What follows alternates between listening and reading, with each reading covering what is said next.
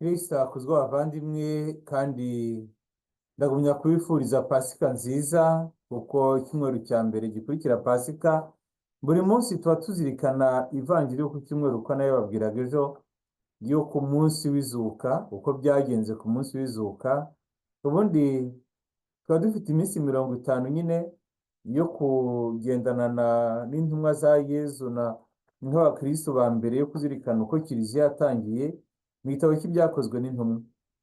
Ndabibutsa ko imitwe 5 ya mbere itubwira ukuntu ivanjiri yamamajwe i Yeruzalemu, mu mujyi wa Yeruzalemu hariya hafi.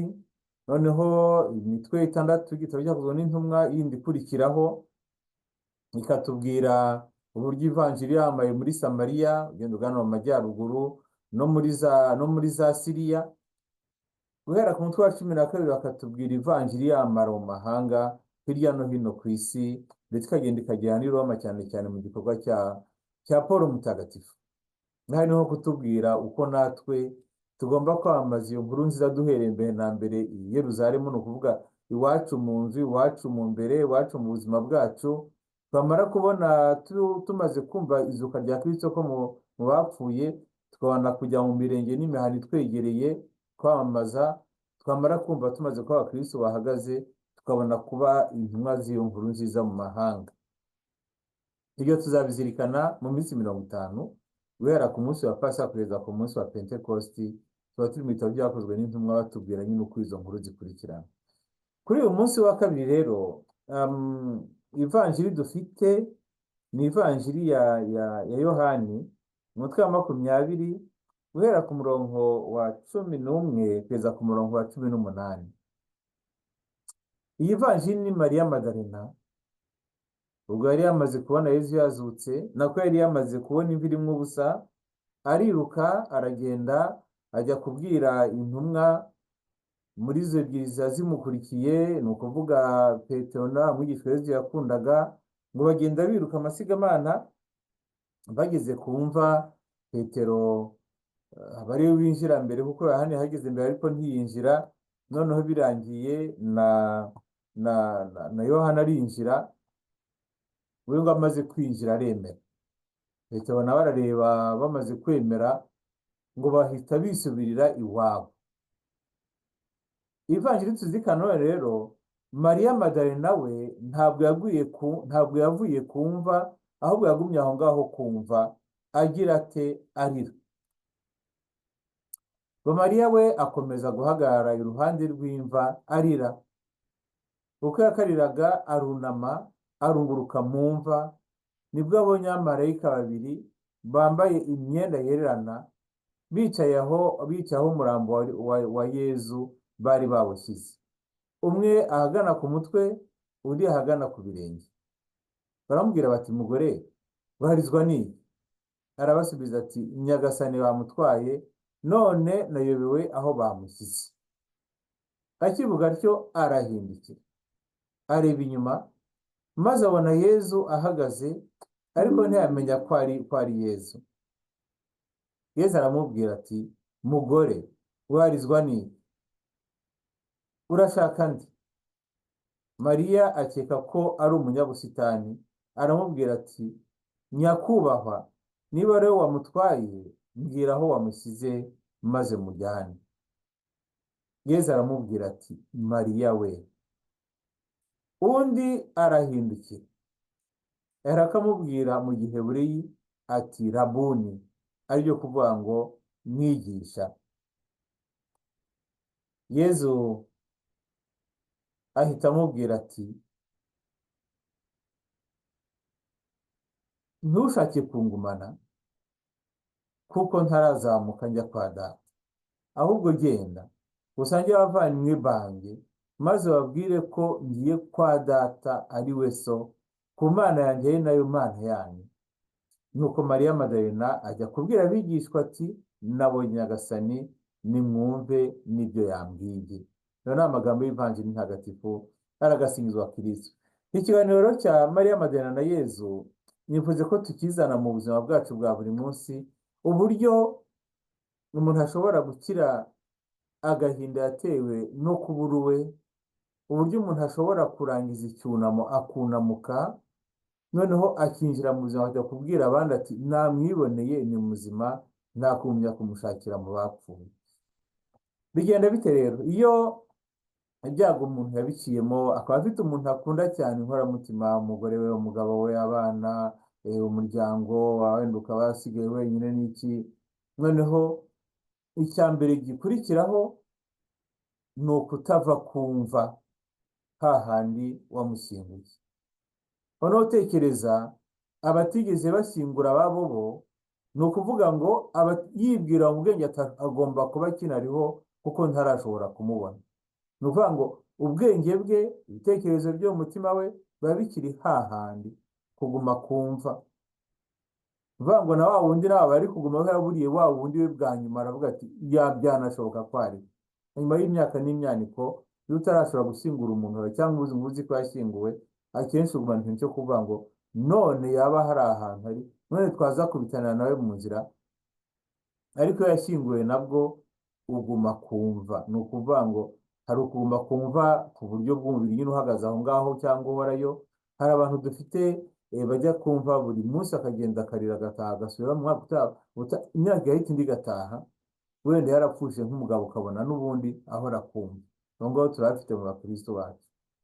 noneho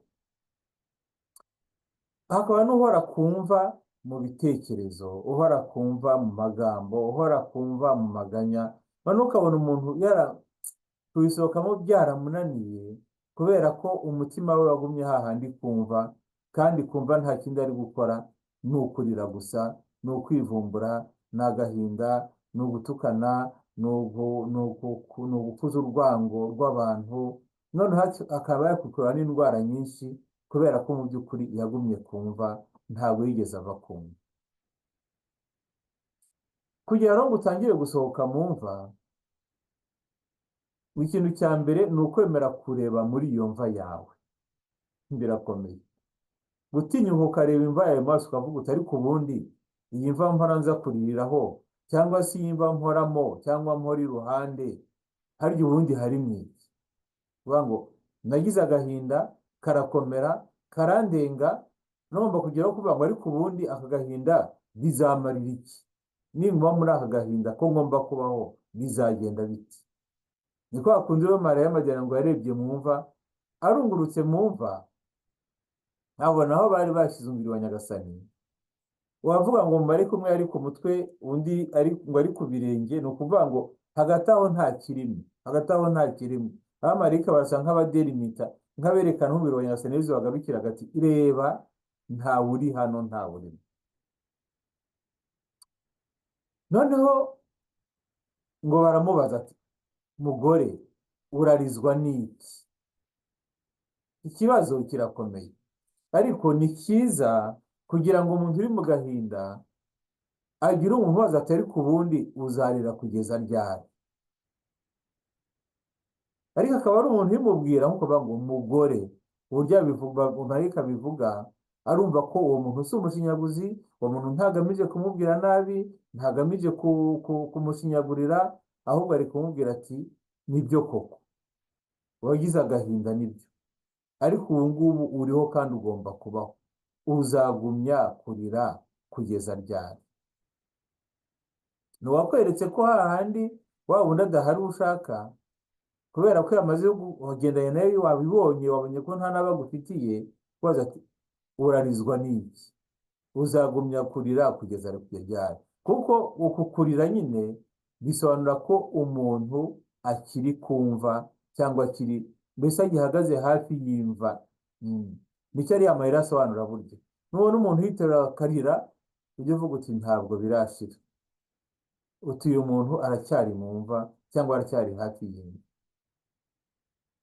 noneho umufashe nyine, banze umwumve, umwereke ko umwumva. Mariya Madalena bamweretse ko bamwumva, ntabwo abamarayika bamubwiye ngo genda wa mugore we, Yesu yavuze ntara bati ubundi mugore urarizwa n'iki. no kubwira ngo itekerezeho, wibaza ako gahinda kazakugeza, itekerezeho ako gahinda kazakugeza he, ko ugomba kubaho.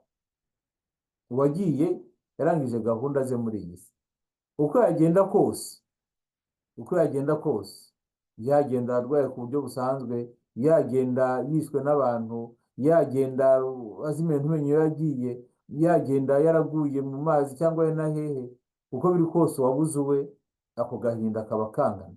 Yabuze uwe nyine, wowe yabuze uwe, yabuze uwe, uko yamubura kose yabuze uwe.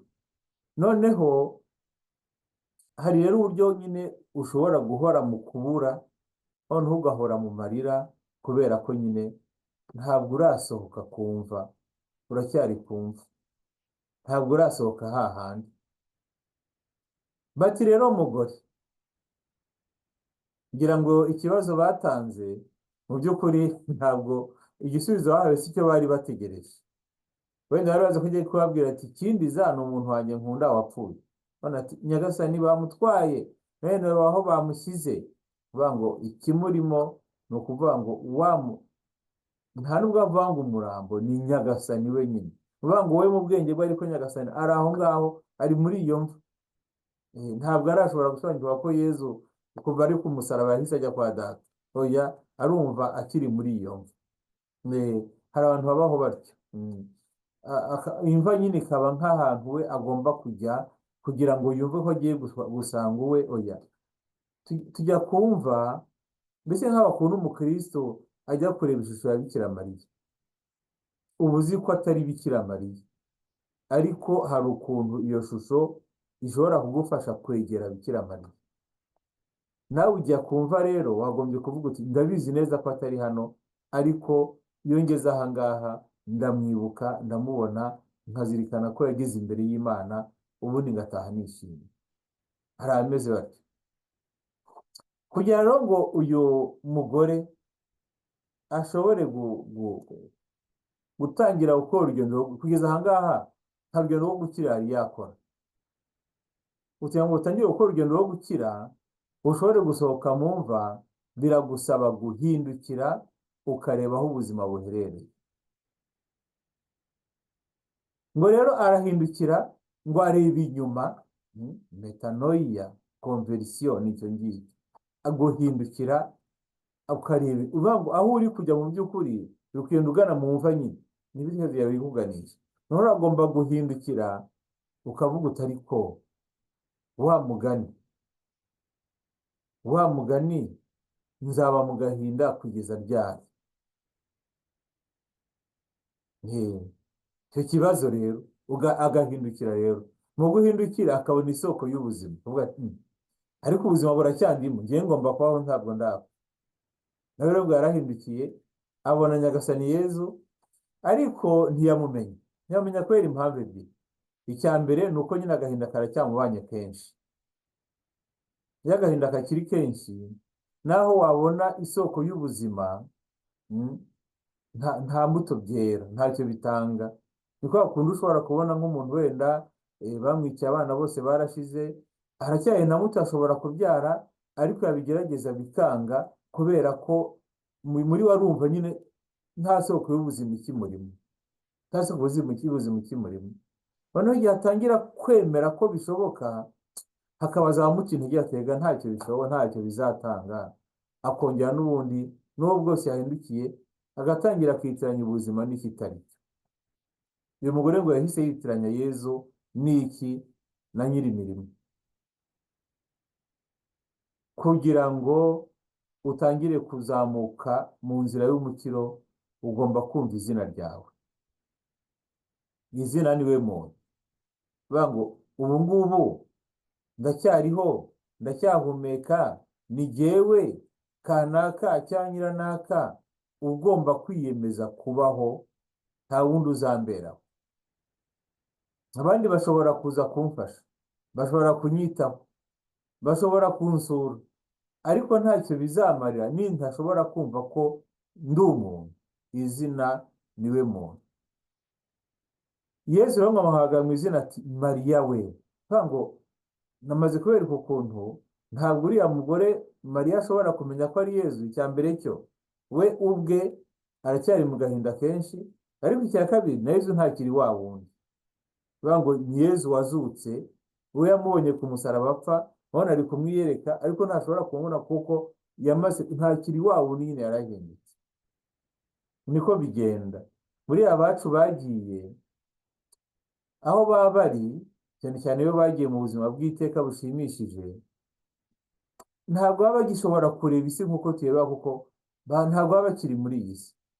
Icyo batwifuriza ni uko tugira ibyishimo, ni ukubaho wishimye, ukabaho unezerewe, ukabaho mu rukundo, ugakora urukundo, ukagira neza.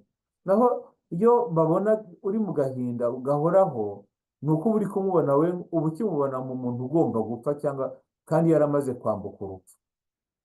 Inyuma y'urupfu hari ubuzima, inyuma y'urupfu hari ubuzima.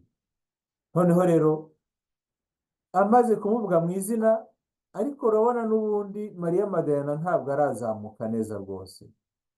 Aramwita ngo mwigisha, rabuni. Aracyari kumubona nka Yezu umwigisha, aracyamubona nka Yezu umwigisha. Urabona biragoye kuvuga imvugo y'izuka. Aracyari kumubona mu cyo yamumariye muri iyi si. Yaramwigishije, yamukirije amashitani, yamuhinduye mwiza, yamuhaga agaciro, amushyira mu bantu bari hafi cyane rwose, bavuga ko ari nk'intumwa. Ari kumubona aho ngaho. Ni kwa kundi nyine umuntu umwe ashobora kubona umuntu wapfuye, wenda umubyeyi arapfuye asize abana, cyangwa abana bari bafashije umubyeyi baragiye, noneho akagumya kubabona mu buryo bamumariye muri iyi si. Kuvuga ngo iyo ngo yaza kuba hari we, ngo haba habaye iki, yaba hari habaye iki, haba habaye iki, ntahari nyine. Noneho agashaka no ngo kumugundira, ashaka kugundira Yesu. Aramubona nk'umwigisha, ntamubona nk'umuntu, ntamubona nk'umwana w'Imana, acyari kumubona nk'umwigisha, noneho arashaka kumugundira. Uburyo bwo kugundira bishobora kuba kugundira umuntu mu bitekerezo. Umuntu yarapfuye, umuntu yaragiye, umuntu ntagihari, ariko wowe ukumva ugomba kumugundira. Ugomba kumugundira, uvuga uti ubu ngubu nka twapfakazi twaragwa, urabona impamvu ni uko umugabo wanjye atagira. Wenda n'igihe ari ntacyo yari akumariye, ariko uyu munsi nyine kubera ko adahari, ufite impamvu yo kurushaho kubivuga. Mariya Madalena nawe nyine Yezu yaramumariye byari byinshi, ariko naho tugeze n'ukuntu ntabwo ari gushaka arashaka kumugundira, kuko ari kumubonamo wamwigisha amugiriye neza, ariko ntari kumubona nk'umuntu warenze urupfu, ushobora no gutanga ubundi buzima ku bundi buryo. Yezu aramubwira ati ntushake kungumana, kuko ntarazamuka njya kwa data. Yavuye ku musaraba ajya kwa data, ibyo turabizi, biranumvikana. Ariko hari ikintu gikomeye cyane ari kubwira Mariya Madalena, ari nacyo Yezu atubwira natwe. Abacu bapfuye tureke kubagundira, tureke kubagumana, nitubaho uburenganzira bwo kuruhukira mu mahoro. Ni ikintu gikomeye cyane. Bivuga ngo niba ushaka kugira n'amahoro nawe ubwawe, niba ushaka gukira rwose, nibyo ko wamenya izina ryawe, wamenye ko uri umuntu ugomba kubaho, ariko uracyari kwitiranya abawe uhereye ku byo bari bakumariye n'ibyo bagukoreraga. Ugomba kugera ahantu ukavuga uti oya, ngomba kubarekura. Abacu bagiye ukabarekura kugira ngo bagire gute, baruhukire mu mahoro. Iyo umaze rero kumurekura, Mariya Madalena ntabwo byamworoheye, kuko yakundaga Yezu rwa rukundo wavuga rw'umubiri, urukundo rwa rundi wo kumufatira, wo kumugundira, kumva ko ari uwe nyine, kumva ko ari uwe. Iki bita erosi, urukundo rwa kamere rw'umuntu ukunda ukagurumana, kandi rwose ni urukundo rwiza burya narwo. Ariko iyo rudakuze rushobora gukora ibintu bibi bimwe na bimwe. Ni byiza rero ko rukura, kuko iyo rudakuze nyine no kwihambira ku muntu bishobora kuzamo, bikaba byahinduka n'ubundi burwayi. Yezu yarabwira Mariya Madalena ati wingundira. Bavandimwe, abacu bagiye tureke kubagundira, tureke niba dushaka twe kubaho, tukaba dushaka kugira ubuzima bwo kujya kuba abahamya, biri gusaba ko tureka abacu bakagenda, bakaruhukira mu mahoro, kuko nicyo badukeneyeho. Badukeneyeho ko tubaho natwe twishimye tunezerewe, ariko nabo bakaruhukira mu mahoro. urumva rero Mariya Madalena akimara kumva ko abohotse, Yezu yamuhaye ubutumwa. Ubutumwa burimo amagambo abiri akomeye cyane Yezu avuze bwa mbere abwira atuma ku ntumwa ze no ku bigishwa be. Ni amagambo meza cyane, ni nako natwe ari kuyatubwira. Amagambo ni ayahe? Ni ubwa mbere Yezu avuze ko abigishwa be, abahoze ari intumwa ze n'abigishwa be, ari abavandimwe be. Genda usange abavandimwe banjye, maze ubabwire kumva ko uri umuvandimwe w'uwazutse, biguha imbaraga cyane. K'abakristo ko biriya amaze kuvuga mbere, ni inama n'umuntu wo muri isi yakugira, cyane cyane mu bijyana na psikoloji. Ubwo ni bwo buryo bwose mba ndi gukoresha, mu buryo bwa psikoloji isanzwe. Ariko noneho abakristo dufite amahirwe akomeye cyane. Dufite umuvandimwe watsinze urupfu, akazuka mu bapfuye, akaturongera ubuzima. Genda usange abavandimwe banjye. Wow, biteye ibyishimo kumva ko uri umuvandimwe wa Yezu, kumva ko ndi umuvandimwe wa Yezu. Umuvandimwe wa Yezu ni ukuvuga ngo aho ari, ikibazo cyanjye ashobora kundwanaho, ashobora no kumfasha gusohoka muri icyo kintu cyo guhora kumva wenda kindimo, icyo kintu cyo guhora hari ibintu bimboshye, hari ibintu binzitiye, hari ibintu binkura muri buno buzima ndimo. Noneho umuvandimwe dufite nta nubwo ari umuvandimwe usanzwe. Amagambo akurikira atubwira, ngiye kwa data ari we so, ku mana yanjye ariyo mana yanyu. Ni ubwa mbere Yezu abivuze. Bivuga ngo impano y'izuka ni uko twahindutse abavandimwe ba Yezu. Impano y'izuka ni uko twahindutse abana Imana yihitiyemo muri Yezu Kristu, tubaye abana b'Imana. Imana ni data. Ngiye kwa data ari we so, ku mana yanjye ari nayo mana yanyu. Ni ukuri aya magambo, iyi nteruro yonyine ushobora kwizirikana umwaka wose.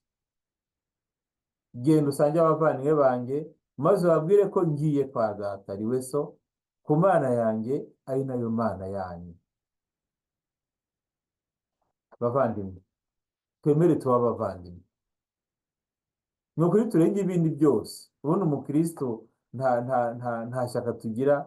Ishyaka ryacu ni ukwambaza ingoma y'Imana, ni ukujya kubwira abandi bose ngo rwose turi abavandimwe.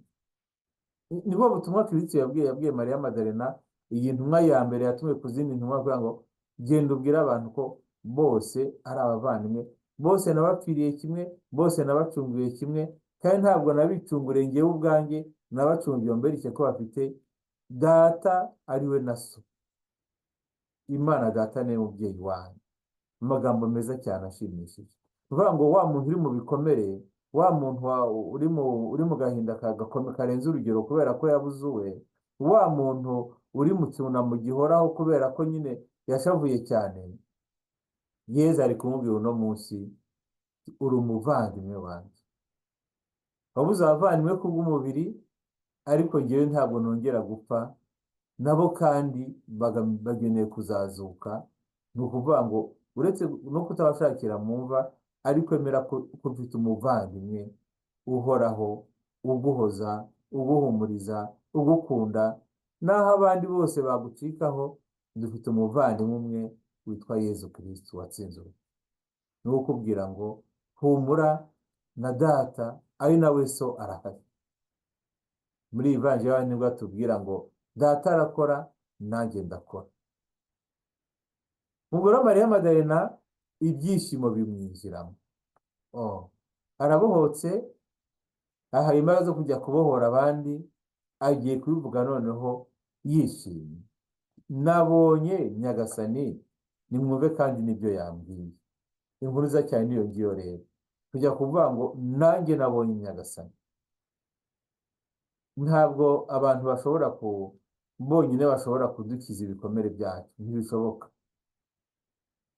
Ntabwo ibintu ibyo wahabwa byose bishobora kugukiza ibikomere, ntabwo bishoboka. Ahubwo ushobora no kubigira bikakongera ibikomere. Ushobora kudukiza ibikomere n'umwe, ni ukubona Nyagasani, ni uguhura n'uwazutse. Wowe n'uwazutse rero afite urugamba asigara arwana, ni uwo kubwira abandi ati nyabune dufite umuvandimwe umwe, nyabune dufite umupapa umwe, nyabune dufite umubyeyi umwe Bikira Mariya, nyabune mureke guheranwa n'urupfu, mureke guheranwa n'agahinda, kuko uwazutse mu bapfuye icyo atuzaniye ni ibyishimo. Iyi nkuru nziza y'izuka rya Kristo, icyampa ngo Roho Mutagatifu amanukire ku muntu wese uri bwumve inyigisho, noneho amuhe wa mutima wo guhindukira. Mariya Madalena ngo yahindukiye kabiri. Yahindukiye bwa mbere abona ko inyuma ye hari abona ko inyuma ye Nyagasani hari, ko ntiyabumenye. Yongeye guhindukira ubwa kabiri ari uko amaze kuvuga izina rye. Iyo mpano yo guhindukira, yo kudahora umuntu agenda agana mu rupfu, ahubwo uhindukire umenye ko Nyagasani ahari, uhindukire umenye ko nawe uriho, noneho ujye kubwira abandi uti jyewe nahuye na Kristo niwe wangirije. Kristo wazutse mu bapfuye nawe akuzure, aguhe gusohoka mu bikomere, mu bibazo biremereye, akohereze Roho Mutagatifu we kugira ngo akumanukire, uko yamanukiye ku ntumwa akaziha gukomera, noneho Imana akumanukireho n'akanya, noneho aguhe iyo mpano yo kuzuka mu bapfuye, yo kuva kumva ahubwo ujye gukora ubutumwa, kuva kumva ukajya gukora ubutumwa, kuva kumva ukajya kubwira abandi uti njyewe nabonye Nyagasani niwe wenyine ushobora kunkiza.